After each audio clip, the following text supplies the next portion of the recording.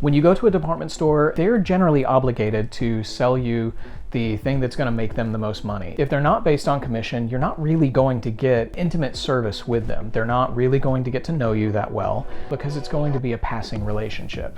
When you build a relationship with a tailor, not only does someone like me know what your personal preferences are because I store them in my database, I know what colors you like, what types of fit you like, what you don't like, which is one of the most important aspects of showing someone fabrics when you have some, like me, over 10,000 swatches in a library for someone to look through. That way, when you're designing a suit with me, you're really only seeing 40 or 50 out of those 10,000 swatches. So the relationship that you build with the tailor is one of the most important relationships that you can have.